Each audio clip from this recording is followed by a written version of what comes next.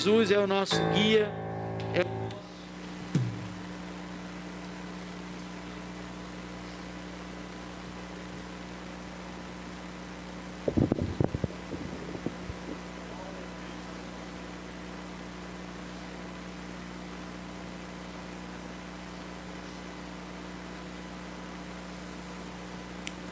De fato, Ele é o nosso guia, é o nosso protetor, é o nosso bom pastor. Abra sua Bíblia, por gentileza, Êxodo capítulo 12. Êxodo capítulo 12. Meu irmão, você tem alguém na sua casa que não é cristão, e você pode nesse momento compartilhar o link, faça isso. E olha, escuta lá, por gentileza, o verdadeiro significado da Páscoa. Uma exposição bíblica extraída do capítulo 12 de Êxodo. Todos acharam? Vou pedir que quando vocês encontrarem, vocês não fechem a Bíblia, porque eu vou precisar citar alguns versos.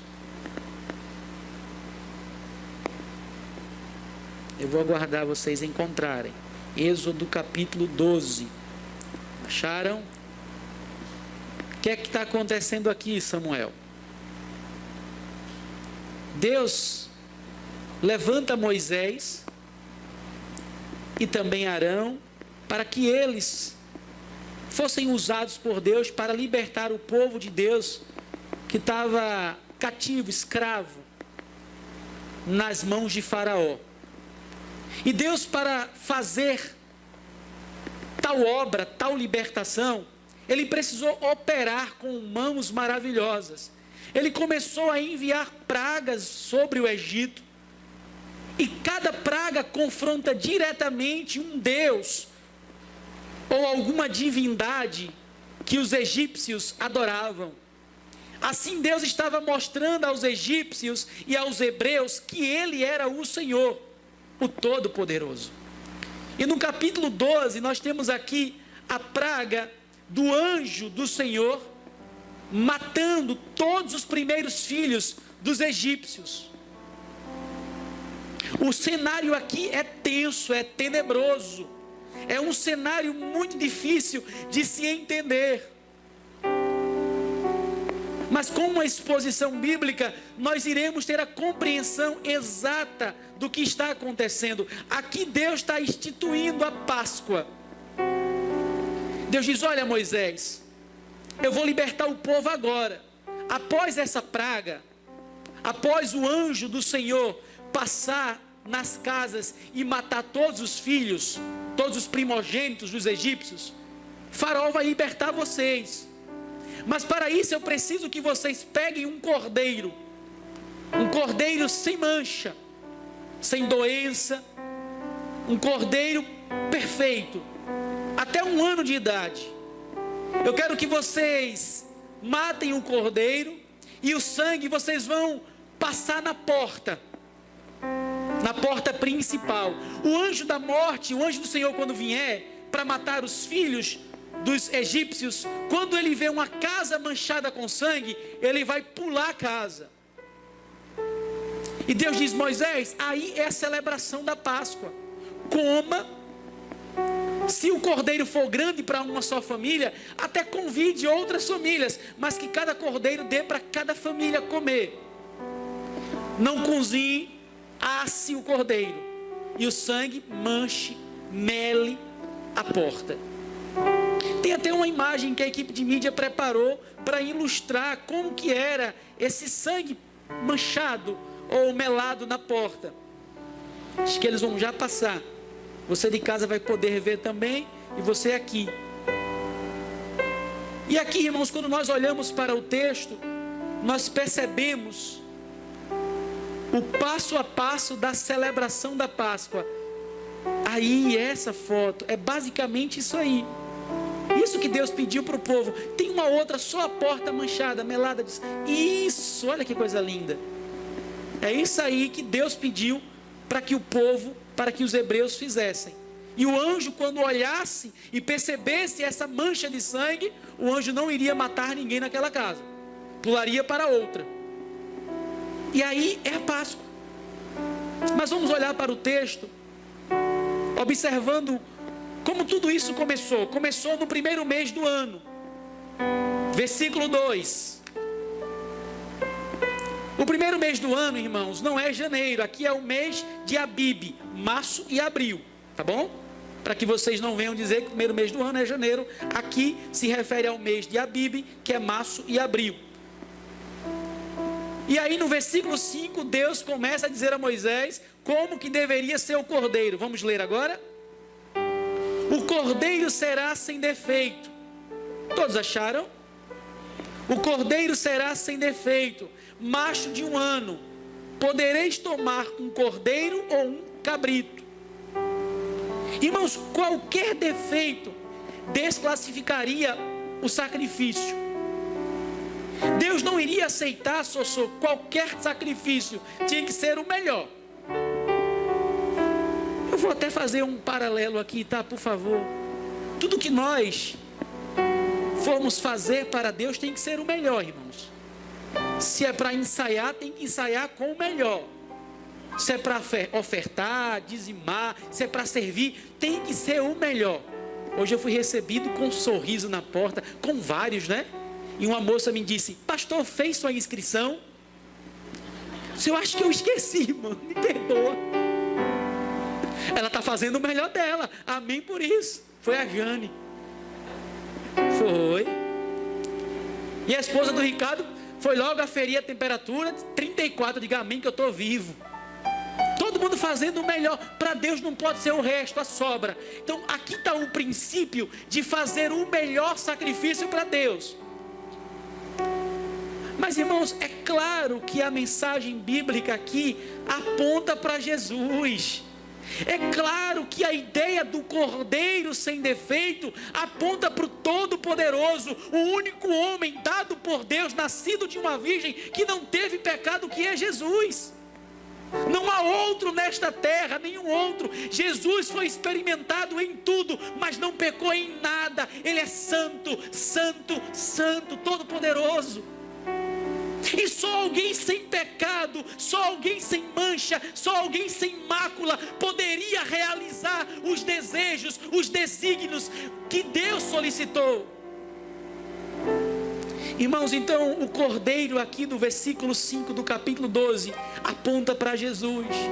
Observem comigo que Pedro, ao escrever a sua primeira carta no capítulo 1, nos versos 18 e 19, ele vai dizer: sabendo que não foi mediante coisas corruptíveis, como prata ou ouro, que fostes resgatado do vosso fútil procedimento que vossos pais vos legaram, mas pelo precioso sangue, como de cordeiro, sem defeito, sem mácula, o sangue de Jesus. João, irmãos, no capítulo 1, no Evangelho de João, que leva o seu próprio nome, porém não ele o escritor, tá? Quando ele olha Jesus, e Jesus vindo ao seu encontro, no versículo 29, ele vai dizer: no dia seguinte viu João a Jesus que vinha para ele, e ele disse: este é o Cordeiro de Deus que tira o pecado do mundo. Aqui no versículo 5, irmãos, esse cordeiro aponta para Jesus, perfeito, santo, poderoso, sem mancha. Só um sacrifício desse poderia limpar os nossos pecados. A primeira lição que eu aprendo, irmãos, ao olhar para o versículo 5, é que Jesus é o cordeiro pascual sem defeito, amém? Jesus é o cordeiro pascual sem defeito. Sim, nascido de uma virgem. Sim, foi enrolado em panos. Sim, cresceu numa cidade humilde, numa carpintaria. Sim, andou fazendo bem, curando. Sim, foi escarnecido, foi esbofeteado, foi caluniado, foi rejeitado, foi humilhado, foi escarnecido, foi colocado no madeiro, numa cruz. Sim, ele morreu, mas ele ressuscitou. Ele foi como uma ovelha ao matadouro, touro, mas voltará como o leão da tribo de Judá. Esse é o Cordeiro de Deus que tira o pecado do mundo. Só Jesus Cristo é perfeito, mais ninguém. Então, quando Deus diz a Moisés: Moisés, diga ao povo que pegue um cordeiro, aqui Deus está apontando para Jesus. Só Ele é santo, amém, irmãos? Irmãos, sabe por que isso me conforta? Porque eu sei que o sacrifício foi aceito. Porque eu sei que Deus deu o melhor por mim e foi Jesus.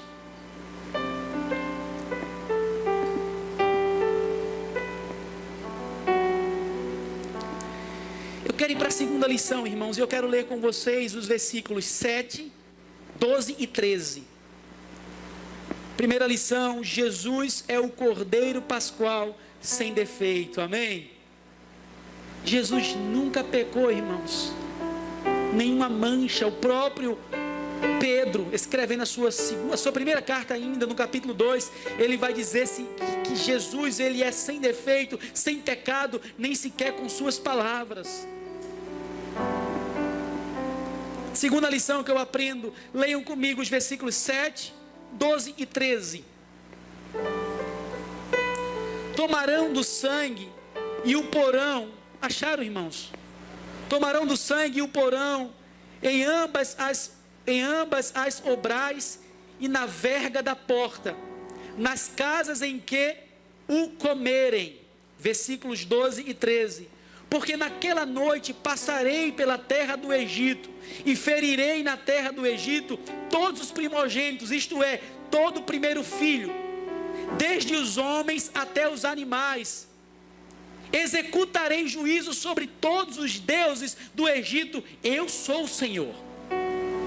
O sangue vos será por sinal nas casas em que estiverdes. Quando eu vir o sangue, eu passarei por vós, eu pularei a casa, e não haverá entre vós praga destruidora, quando eu ferir a terra do Egito. Aqui está exatamente o verdadeiro sentido da Páscoa. Pegue o nome Páscoa e pesquise no original. Pode pegar e fazer isso. Que o significado é cochear, é saltar. O coelho até salta, mas não tem nada a ver com o coelho. Aqui é justamente isso. Quando o anjo da morte viesse e olhasse o sangue manchado na porta, ele iria pular para outra casa. Aqui é o significado da Páscoa. Mas, irmãos, qual é a segunda lição que eu aprendo? A ideia aqui é a suficiência do sangue para nos salvar. Observem que o texto diz: a casa que eu ver com sangue e gente bonita dentro, eu não vou matar, é isso? A casa que tiver com sangue na porta e gente letrada com diploma, eu não vou matar, é isso?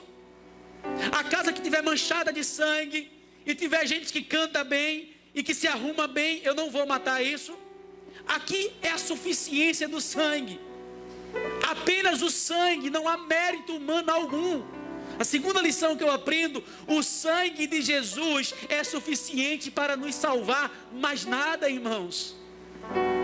Meu irmão, não é o sangue de Jesus, mas a caridade. Não é o sangue de Jesus, mas o santo A, o santo B. Com todo respeito estou dizendo isso. Não é o sangue de Jesus, mas uma imagem, mais uma escultura. É somente o sangue de Jesus que nos lava, em ponto final.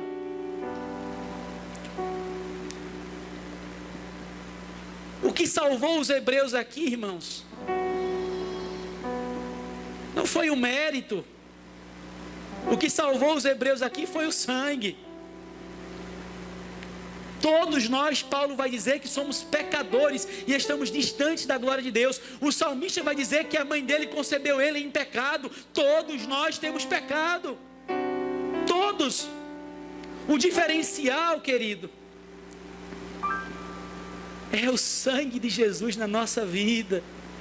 O diferencial na nossa igreja é o sangue de Jesus, amém? O diferencial na sua casa, na sua família, é o sangue de Jesus.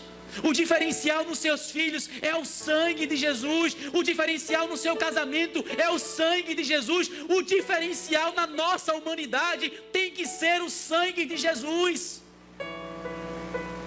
Observem comigo Paulo escrevendo aos Efésios, no capítulo 1, no verso 7, o que ele vai dizer: no qual temos a redenção pelo seu sangue, a redenção pelo seu sangue, a remissão dos pecados.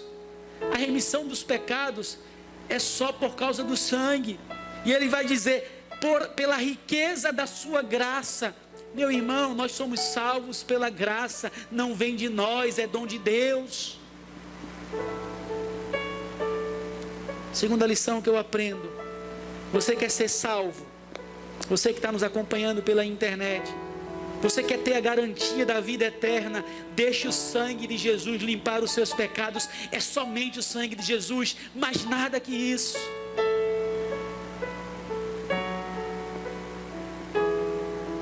Isso tira um peso da religiosidade. Isso tira um fardo das nossas costas. Saber que é o sangue de Jesus, irmãos, isso é prazeroso.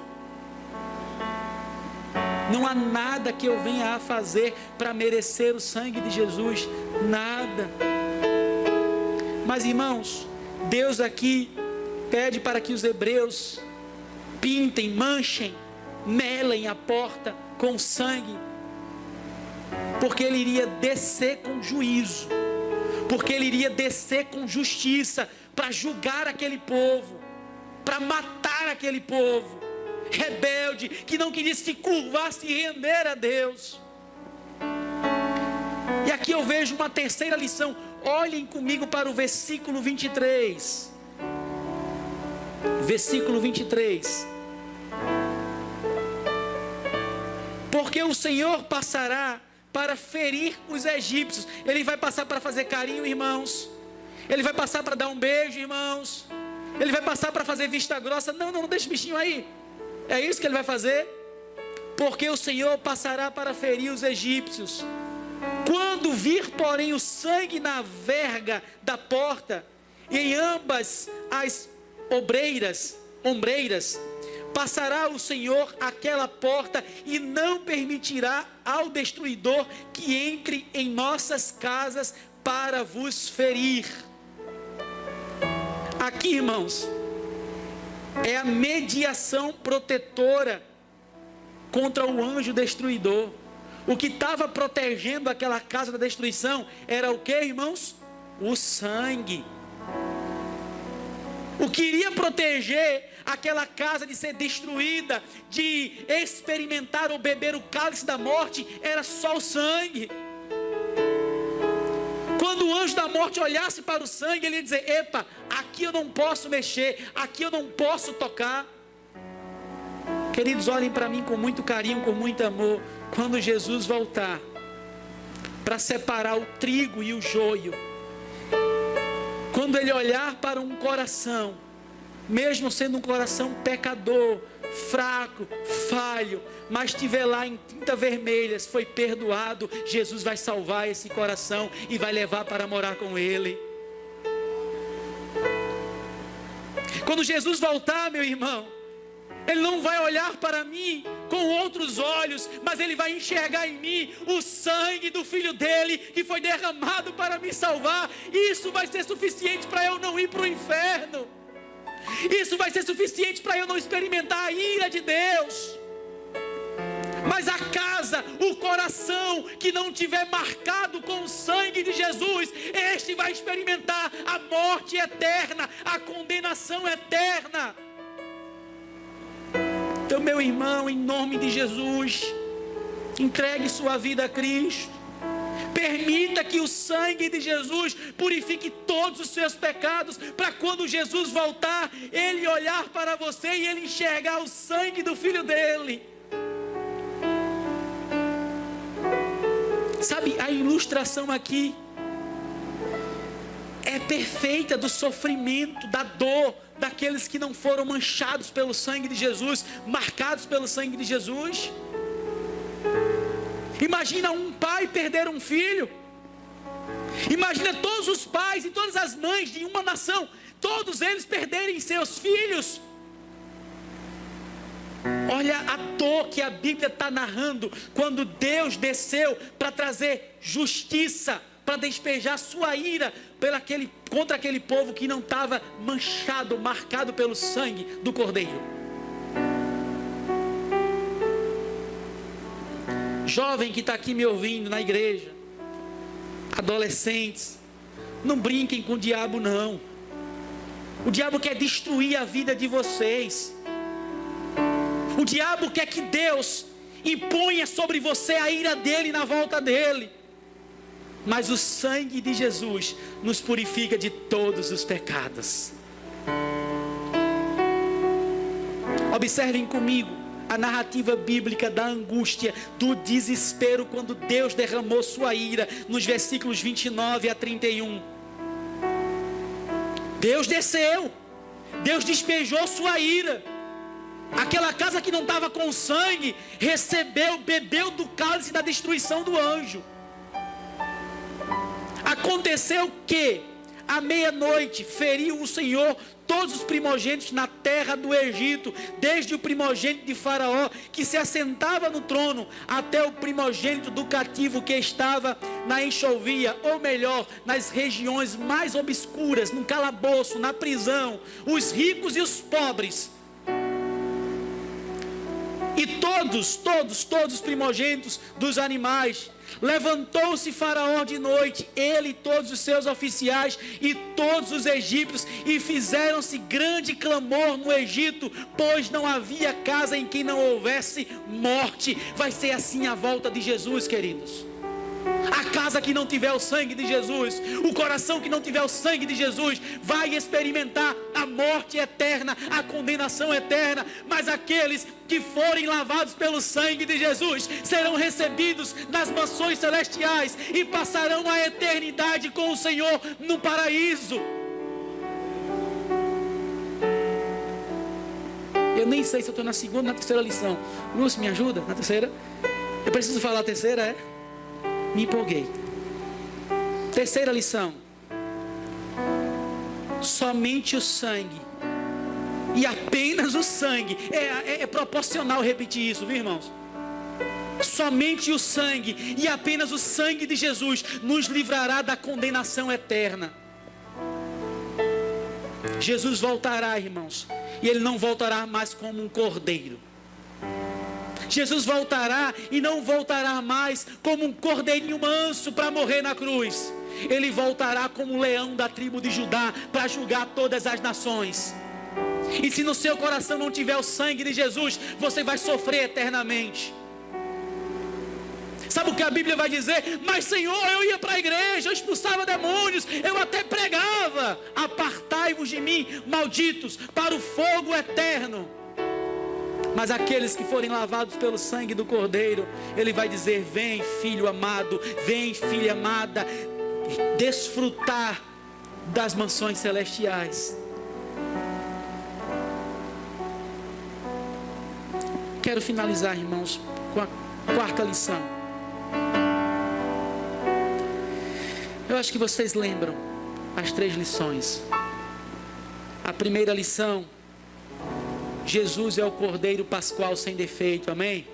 O Deus que você serve não erra, nunca errou e nunca errará. Ele é perfeito, Ele é santo, Ele é poderoso, Ele é majestoso, Ele é digno de honra, de glória e louvor, amém? Segunda lição que eu aprendo: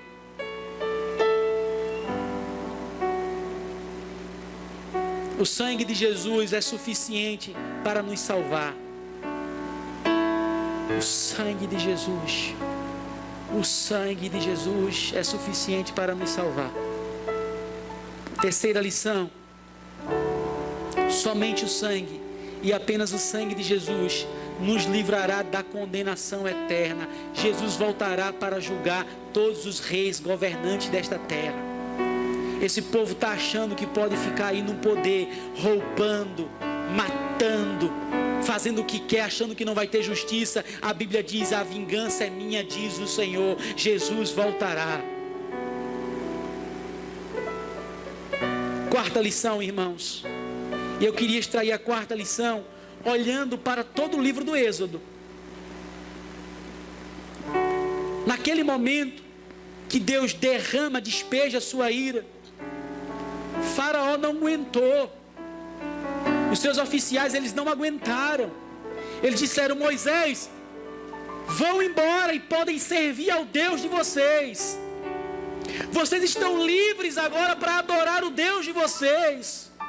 Aqui, irmãos, a imagem perfeita, quando nós éramos escravos do pecado e Deus nos libertou para que nós servíssemos ao nosso Deus livremente, sem nenhum jugo, sem nenhum peso. Mas não apenas isso, uma relação agora íntima entre Deus e o seu povo, porque o povo foi caminhando no deserto e Deus foi guiando, Deus foi conduzindo.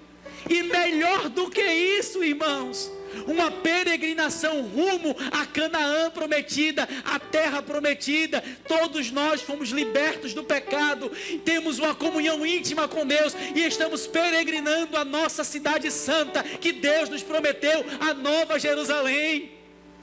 E observem comigo que poucos entraram naquela terra, poucos, porque o caminho é estreito, a porta é estreita. Só vai passar, só vai entrar no céu quem for manchado, quem for marcado pelo sangue do Cordeiro, imaculado, sem pecado, todo-poderoso Rei da Glória. A quarta lição que eu aprendo, irmãos: o sangue de Jesus nos liberta, nos une a Deus e garante a terra prometida.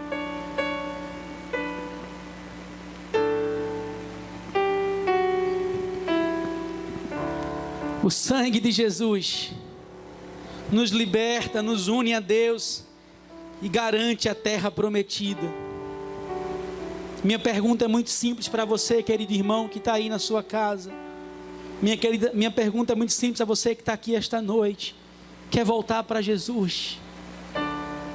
Ou quer assumir um compromisso com Ele esta noite? Você não vai ser envergonhado, não vou lhe chamar aqui à frente, não vou fazer isso. Você está em casa e você crê nessa palavra, você crê que só o sangue de Jesus pode lhe salvar da condenação eterna? Coloque aí nos comentários: pastor, eu creio e hoje eu entrego minha vida a Jesus. Hoje eu quero que o sangue de Jesus limpe todos os meus pecados. Hoje eu quero ter garantia da vida eterna. Hoje eu quero ter certeza que quando Jesus voltar, eu vou morar com Ele. Escreva seu nome aí nos comentários e diga: pastor, eu quero receber Jesus como Salvador. Ou então eu quero voltar para Ele. Querido irmão, não brinque não. Sabe, tem crente que está brincando. A volta de Jesus é a maior glória do crente, mas é a maior derrota do não crente. A volta de Jesus é o momento que nós iremos nos encontrar com Ele. A morte do crente é o momento que nós nos encontramos com Ele. Mas a morte do não crente, a morte daquele que não foi lavado pelo sangue de Jesus, é a pior derrota que pode acontecer na vida de um homem. É a separação eterna, é a dor eterna. Eu vou orar com você e por você. Pastor, eu quero voltar para Jesus. Eu quero que o sangue de Jesus limpe os meus pecados. Quando eu orar, faça essa oração comigo. Diga a Jesus: Pai, eu volto para o Senhor hoje, ou eu entrego minha vida para o Senhor hoje. Pai, onde tiver um homem e uma mulher, Pai, acompanhando esta mensagem, seja agora, neste momento, ou após, Pai, este culto, seja pela transmissão ao vivo ou posteriormente, se esse homem, se essa mulher acredita no sangue de Jesus, limpa este homem, limpa esta mulher, purifica de todos os pecados, para quando o Senhor voltar, o Senhor possa olhar para este homem, para esta mulher, e enxergar o sangue de Jesus. Salva este homem, Pai, salva esta mulher. Oramos assim em nome de Jesus. A igreja diz: vamos louvar a Deus.